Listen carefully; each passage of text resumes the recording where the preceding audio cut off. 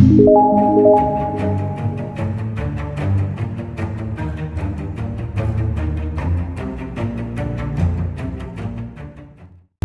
और केतु के गोचर से संबंधित समस्या थी, समझ नहीं आ रहा था, इसीलिए यह मैंने एक स्क्रीनशॉट लगा दिया है।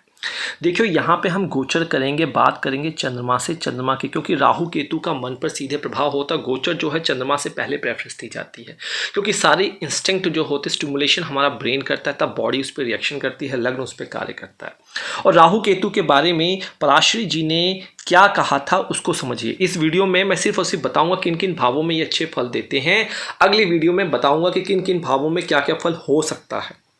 तो वीडियो को अंत तक देखिए अगर समझना है तो। देखिए राहु केतु ये जो दोनों प्लैनेट हैं, जिस भावेश मतलब जिस घर, मतलब ये 12 घर हैं कुंडली के, ये 12 घर हैं, इसके जिस भी भावेश, जिस भी कुंडली में जिस भावेश के साथ बैठते हैं उसी के अनुसार फल देते हैं। पहले ये समझिए, क्योंकि ये शैडो प्लैनेट है। राहु केतु ये देखिए कुंडली के सेंटर हैं, ये कुंडली के सेंटर हैं, केंद्र भाव है। तो राहु केतु ये केंद्र है और ये आपका त्रिकोण है, सबसे शुभ स्थान कहे जाते हैं। इसको समझिए, यहाँ पे जो बात कहूँगा उसको ध्यान से समझिएगा।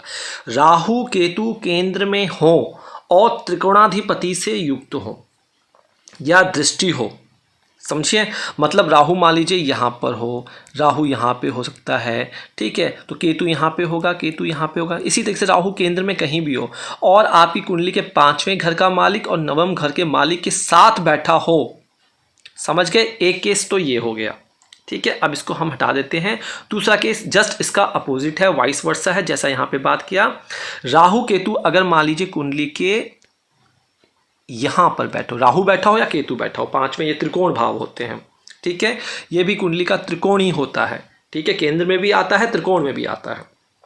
और अगर आपके केंद्र के जो भी ग्रह हैं, केंद्र में जो भी नंबर लिखा उसके मालिक अगर राहु केतु के साथ बैठे हों, उनके साथ, या इनको दृष्टि भी दे रहे हों, तो यह राहु जो होता है आपका योग कारक बन जाता है।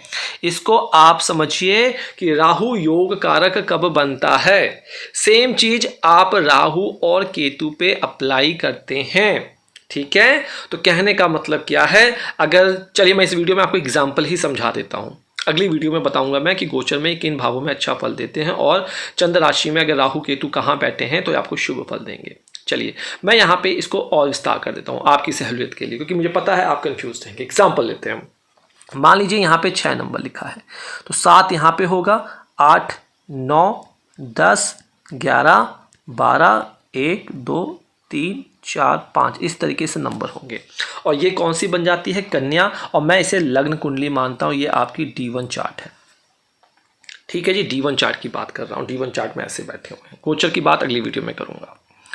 अब मैं देखिए आपको एग्जांपल दे रहा हूँ, तो आप अब लाइक कर दीजिए, चैनल को सब्सक्राइब कर लीजिए और नोटिफिकेशन बेल को दबा दीजिए। और पर्सनल कंसल्टेशन के लिए डिस्क्रिप्शन बॉक्स देख लीजिए और हमारी वेबसाइट और ऐप से कॉन्टैक्ट कर सकते हैं। फ्री एनालिसिस चाहिए, एक कोड शेयर करना होगा आपको, हमारी वेबसाइट और ऐप में दिया हुआ फ्री ऑफ कॉस्ट। इंस्टाग्राम पे नहीं तो ट्विटर पे आप यहीं पे पूछ सकते हैं, कमेंट बॉक्स में भी फ्री ऑफ कॉस्ट पूछ सकते हैं। चलिए मान लीजिए ये कौन से भाव हैं, ये मैंने कहा था कि ये आपके केंद्र होते हैं, ठीक है जी, ये केंद्र होते हैं। त्रिकोण कौन सा होता है, कुंडली का यह घर, 5वां, 9वां, और इसको भी त्रिकोण में कहा जाता है, ठीक है जी। आगे पास में पहला रूल क्या था, मान लीजिए जो राहु जो है आपके चार्ट में बैठा हुआ है यहाँ पे 9 नंबर में, मतलब कि चौथे घर में राहु बैठा हुआ है, 4th हाउस में 9 नंबर के साइन पे बैठा हुआ है। और आपके दशम का स्वामी कौन होता है, शनि, ठीक है जी। और आपका इसका कौन होता है, शुक्रदेव। अगर शुक्र और राहु भी इसी भाव में बैठ जाए, देखिए शनि बैठ जाएगा तो यहाँ पे शापित दोष बन जाएगा, लेकिन शुक्र बन जाएगा तो यहाँ पे दोष नहीं बनेगा, लेकिन फ्लक्चुएशंस आती है। और यहाँ पे अगर आप देखेंगे ये खराब रोल देना चाहिए, लेकिन यह राहु आपको योग कारक हो जाएगा, ये आपको योग कारक फल देगा। सेम कॉन्सेप्ट आपको केतु के ऊपर लगाना है। आई बात समझ में आपको, आइए। अगर ऐसा केस ना हो, और दूसरा केस क्या, कब योग कारक बनता है, मतलब राहु केतु, मान लीजिए राहु बैठा हुआ है आपकी कुंडली में, अब ये 2 हो गया, इसको खत्म कर देते हैं। आइए मान लीजिए राहु जो होता है 5th हाउस में बैठा है, केतु हमेशा 180 बैठता है। 5th हाउस में क्या नंबर लिखा हुआ है, 10 नंबर लिखा है, शनि का घर है, और राहु यहाँ पर बैठ जाए, ठीक है जी। और आपकी कुंडली में 9वां, 12वां, 3रा और 6 ये जो नंबर लिखे हुए हैं इनके मालिक राहु के साथ, मतलब बृहस्पति यहाँ बैठ जाए, ठीक है, या फिर बुध बैठ जाए राहु के साथ, ठीक है, तो ये अगेन योग कारक कहलाता है। ठीक है जी, इसको आपने नोट कर लिया। तो यह बेसिक प्रिंसिपल होता है, इसलिए इन छाया ग्रहों के राजयोग का फल इनके अपने अन्यंत्र गिनाए भावों के स्वामित्व द्वारा नहीं कहा गया। राहु और केतु के प्रभाव में इस पर निर्भरता के कारण ही शायद गोचर पद्धति में इनको सम्मिलित नहीं किया गया है। आप समझे मेरी बात को मैं क्या कहना चाहता हूँ।